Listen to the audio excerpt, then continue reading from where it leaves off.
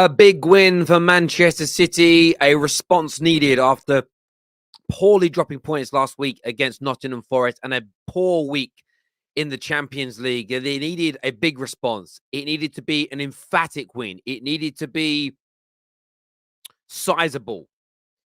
They had to respond to Arsenal's big win against Leicester City today, and Pep Guardiola's men stepped up in style. They put this game to bed in the first half. 3 goals scored. Foden, Alvarez, and of course Haaland getting his 27th goal of the Premier League campaign. An early own goal in the second half as well. A little consolation goal late on, but a very easy performance today. Excuse me. What's that caught in my throat? Apologies. There I am. Should be back now. That's actually made my eyes water, whatever that was in my throat.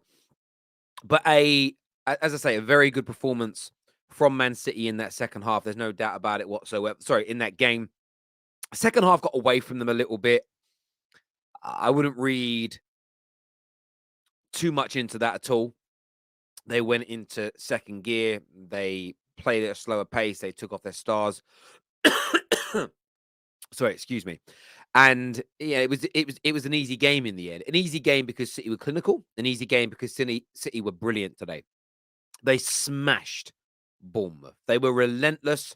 They were unstoppable, and they smashed Bournemouth to pieces today. And listen, Bournemouth are what, they're 19th in the league. I'm checking now. Yeah, 19th in the league for a reason. You know, they're 21 points only. They're probably going to go down, but you have to go and get the job done. City had what many considered to be a guarantee of 3 points last week. They threw it away. They were dominant against Leipzig the other in midweek, 1-0 up at halftime. They threw it away. They had to go and get the job done today. They had to be professional, and they went out there and they laid down a marker. 2-point gap between them and Arsenal now. Arsenal, of course, having that game, the gaming hand over them this midweek against Everton. It's huge, and every City fan will be sitting there glued to their televisions on Wednesday night praying and hoping that Everton pull off a miracle for them in that game. Terry, it's just Bournemouth. It is just Bournemouth, but it was just Forest, and they dropped points. This team dropped points at home. This City team dropped points at home to Everton this year. So this just Bournemouth nonsense, I'm not going to have it. I've defended Arsenal when people say it's just Bournemouth, it's just Brentford, it's just X, Y, or Z. No, the Premier League is a very difficult league to win in. They should have been winning today. 110% should have been winning. But we've seen City on many occasions this year not get the job done, and they did it emphatically today, and that deserves praise. Joshua here says City look defensively poor. I think they did in the latter stage of the second half, but I think that's more to do with really sorry, whatever it's caught in my throat, I can't get rid of it. I literally didn't have anything wrong until I went live. Nature, was it Sod's Law, they say. I think that City defensively become a bit loose towards the end, and that's because Bournemouth are really trying to grab a goal. They were attacking all guns blazing, and City were kind of a little bit relaxed. So, from my standpoint, I don't think City were poor in that regard today. I really don't. City were great. They had to go and win this match. You know, they've crumbled under the pressure of Arsenal a few times this season. Today they stood up, they got the job done, and they did it in a very good way indeed. Daniel here says, poor Jess. I don't know what that means, but thank you very much indeed for the comment. Terry, US state produced the most diamonds. Terry, what US state produces the most diamonds, Terry? I have no idea. It's probably a sport-related question that I have no idea to because I don't consume American sports too regularly. Boxing, MMA. But there we go. Well done to the boys today. Haaland and Alvarez started 5 Premier League games together. In 4 of the 5 games, both have scored. We need to keep starting these two together up top, is what Dashless believes. Yeah, I thought they both looked really good today. One of the goals taken away from Alvarez, it was an own goal. But yeah, they both look very solid today. Foden looking back to his best. Ellie, you're right, he did today. And I think there's been too many times this season where Foden's kind of let games pass him by or he hasn't had a great impact in them. Today, he looked sharp, he looked quick, he was on it. So, yeah, very good performance from him. We look good, direct passing, we're back. Again, it's about momentum. And I think that City did look good today, but it's now about bringing that into the next 2, 3, 4 games on the bounce. That's been something that across all competitions this year, City have struggled to do. Today was a brilliant, for me, City performance. I think Pep, he's a perfectionist, so he would have probably liked to keep the shutout, keep the clean sheet, kept the control of the game and not let it go away at the end. I'm not someone who thinks that's too much of an issue because I think that was kind of allowed to happen by City. I think they sort of took their foot off the gas, as it were. But there we go. My apologies to Man United and Man City fans today. We didn't even try against Arsenal. Yeah, I mean, I think you did. I think Arsenal just ruined you. I think Arsenal were just so solid. They weren't at their best attacking Arsenal, but in terms of controlling the midfield and stopping you from attacking, Arsenal were at their absolute best. Osman here says, I've said it before. The way Pep pretty much ushered in the move to 4-3-3 at Barcelona, he will do the same with 4-4-2 eventually. You can't have Haaland and Alvarez and not start both. Yeah, Alvarez needs more game time. He is so good at the World Cup. We saw that from him. I've been impressed with him the majority of times he's been in a City shirt, but he hasn't had that run of games yet. And I think if you were to ask him and get him to be honest, I bet you he'd say to you, I'd love 4 or 5 games on the bounce to start and kind of show the world what it is that I can do. So I agree with that, and maybe that will come. Phillips moves like a screwdriver instead of a footballer. The drop-off of Calvin Phillips is astronomical. This was a player at Leeds that had most fans of top 6 clubs purring, thinking, "Oh, I wouldn't mind him part of my team. Would love to see him come down. Love to see him try. Love to see him do some." He's been awful, and I know that people say he's been injured, but your ability, your availability, your fitness, your stamina, your recovery time, they're attributes. If for some reason we kind of look at someone being out injured as not a problem, it's still, that's because some football fans focus purely on ability as opposed to other key attributes, which is very weird. It's like very, very weird. It's like if a good member of staff, he's brilliant when he wants to do the job, or he's brilliant when he's not off work sick. And there comes a point where you've got to look at those elements as well. There's no doubt. Phillips is terrible, is what Lang and Sweet says. Yeah, listen, he's not a terrible footballer. He's just fallen off at Man City. I don't know. It's almost like this is probably not right, but it's what it feels like. It's like he got the move and the money, and has just put his feet up. Going, great, I'm a millionaire now, or I'm a multi-millionaire now. Never need to work again. That's what it feels like. Sorry, I'm struggling today. 27 goals in 25 Premier League games. He won't find it easy in the Premier League, they said. Yeah, only idiots that don't know football and only idiots that had never watched Haaland play or Haaland haters said that. Everyone with a brain predicted what this guy would do. My bet is still on, and it's kind of in a weird space because I kind of want City to lose so United can overtake them. But I said by 30 games, he would have 33, 34. What is Salah's record? 32, so 33. So he needs 6 more goals in 5 games to break Mo Salah's record in 30 matches. I was called a crazy man to predict it. He's pretty much on course to do it. Let's see what happens. But yeah, Haaland again, just best finisher. I honestly think he's going to end up being the best finisher the Premier League's ever had. Whether he's the record goal scorer remains to be seen. Let's see how long he stays here. But yeah, he's just I've run out of words to describe how good Haaland is as a footballer. City's biggest problem, especially in recent weeks, has been not finding him. The amount of time they don't pass balls through to him early has been criminal. Criminal. Absolutely criminal. 7 goals till he tied the most Premier League goals in a single season. And to do that within 25 games is a madness. It really is a madness. You're absolutely right. City slap Bournemouth next week. They will lose to Southampton. Let's see what happens. Don't get me wrong. I would rather watch the Premier League than my own league or in Europe, especially this season. It's very interesting now between Arsenal and Man City, even Man United. Yeah, listen, it is, and I think Man United will come to the floor even more next year. Don't sleep on Chelsea's and Liverpool's and Newcastle's over the next 12 to 18 months as well. It's an amazing league. It really, really is. Terry Haaland isn't staying very long in the Premier League. same as City. Bit of banter there. We'll see. We'll see what happens. And with 14 games to go, just imagine how many goals he will score. If he scored 27 in 25, that means with 14 more to go. Let's just say he scores 14 more. Imagine scoring over 40 league goals in a single season. It will, barring by him, it will never be beaten. Not in my lifetime. Not in my lifetime. JC here says, City, let's do this. How many assists does Saka have? I think he's got 8. It might be 7. It might be 8. I want to say it's 8. I haven't checked. I'll check now for you as you really want to know. Let's have a little looky. 8 assists from Bukayo Saka. 8 from him. So it's 12 from the KDB, 8 from Saka, 7 from Christian Eriksen, 6 from Bruno Fernandes, 6 from Andreas Pereira at Fulham. They're the top 5, as it were. 13 games to go. Is it? You got 13 games left. Okay, cool. Or 14 games to go. Whoop whoop. Very scared of City. These man in the chat. I don't know what you mean by that.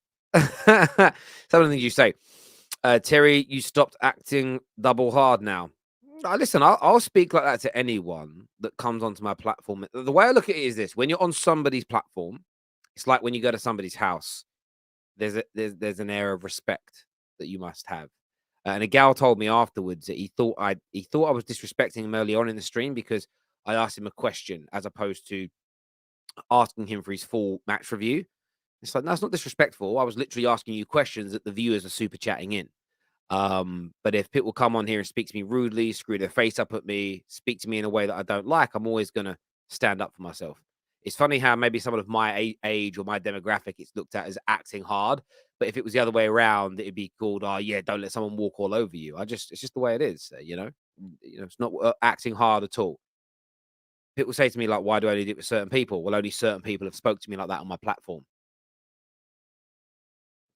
Other people don't do it. It's as simple as that. Simple and straightforward as that. Let's have a look here. Saka has been clear. Where was Foden at the World Cup? Oh, you guys are doing Saka versus Foden. Is that why you guys are asking? Listen, Saka has been better than him this season. There's no doubt. But Saka's got a long way to go to catch Phil Foden up in terms of his trophies. And I'm going to hold the trophies in high regard because that's what I do. So Bukayo Saka on ability is there with all the other top kind of inside forward, stroke midfielders, wingers in the Prem. The Fodens and the Rashfords and the Sakas. They're all there. But in the cold hard, and they've all got good stats. They've all had certain seasons where they've been better than each other. But in the cold hard light of day, they're all in teams capable of winning trophies. So in another 4 or 5 years' time, what you do is you put your trophies on the table, you put your medals on the table. Who delivered the most? Now, some people will say, well, you'll have some bit part player like a Luke Chadwick, or you have a bit part player at Arsenal. There'll be a bench player like who barely plays. You can name them. I won't bother trigger anybody. Oh, you saying they're as good? No, we're talking about the key influential players that play a lion's share of the games, that are key influencers in their team that deliver the results.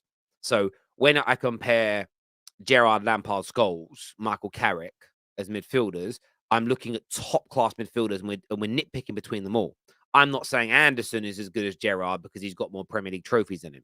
It's going to come down to trophies because they're all at clubs that can win trophies. And that's how you break it down. Because you can argue for days about who's better with ability, and then you're just going to get every City fan pretty much side with Foden, every Arsenal fan side with Saka.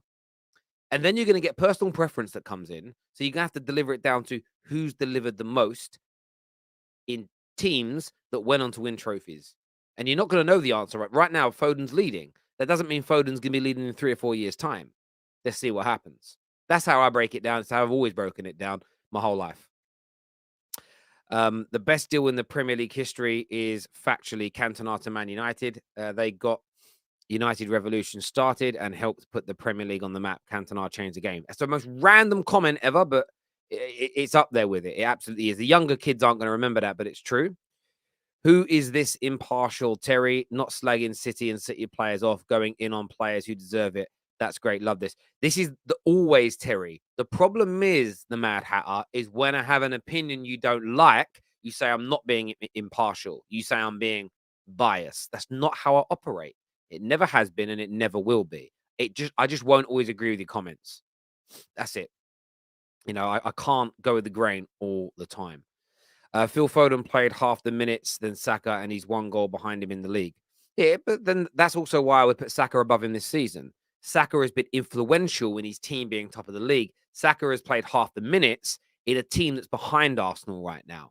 So he hasn't even been a mainstay in the team that's second.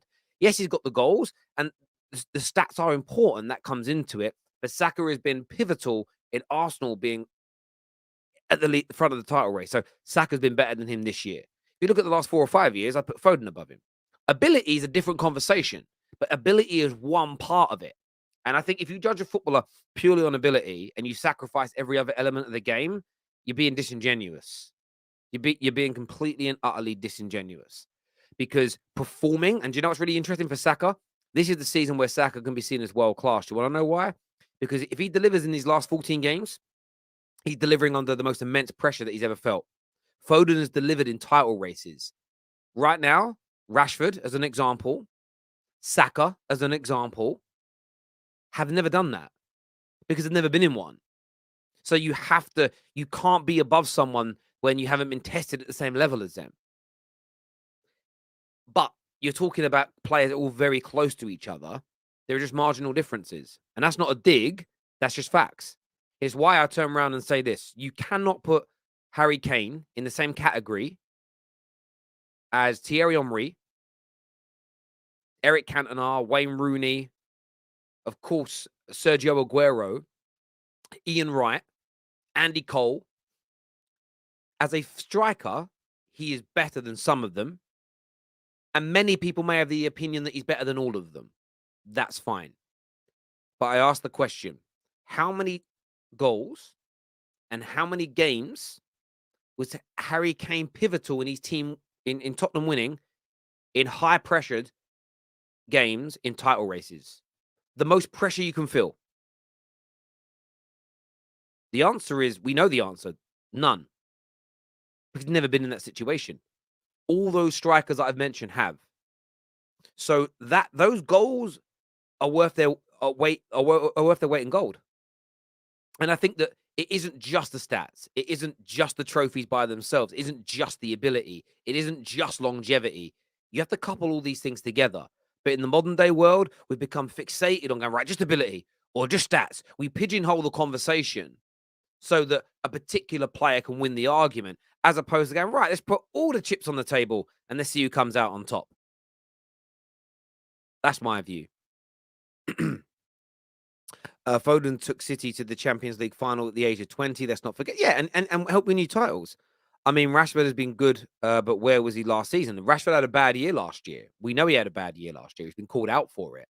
But Rashford has three trophies in his career. This is his third season out of 4 of scoring over 20 goals in those seasons. And he's tracking towards 45 to 50 GA this year. He's actually tracking towards being one of the most prolific and deadly attackers in Europe this year. I think he's already 3rd or 4th on the list. So you can't take it away from him, but you've got to add trophies to that. You have to add more trophies to it. And he has to bring the big ones in, the league titles and the Champions Leagues. When it comes to his career, who's better, he has to have them. If Rashford scores like this for the rest of his career, but never wins a Prem, never wins a Champions League, but Saka and Foden do, and they've also got really good numbers, just because Rashford has more numbers than them wouldn't make him better, in my opinion. And I wouldn't yield from that. Terry, I'll agree to disagree about slagging off City. Today being an exception, still appreciate you in the football terrace. I appreciate it. But when City are good, I always say you're good. But when you drop points to a Nottingham Forest, I ain't going to praise you. I wouldn't praise any big team for drawing with Forest when they're 1-0 up. I wouldn't. I really, really wouldn't. Saka wouldn't start for City. That isn't an argument, though, in my opinion, because it's horses for courses, but I do believe he would. I believe right now, look, there's a different argument. Is Saka going to be ever going to be better than Mahrez at his peak? That's a different debate. But Mahrez is past his peak. So Saka would easily play for Man City now, in my opinion. Easily. If Saka played for City, he would be on 30 goals already. Well, again, now, Don Juan, now you're exaggerating things. That's too far. You're going too far on that one. But listen, we're going to be live after Crystal Palace versus Liverpool later this evening. So make sure you're all tuning in. Hit the like and the share buttons. Subscribe to the Football Terrace. Do all those things. Very important to us that you do it. Congratulations on the win today, City. Title race is still alive. It's still on fire, and I love it. Until next time, take care of yourselves. Goodbye. God bless, and we'll see you all again very, very soon. Thank you.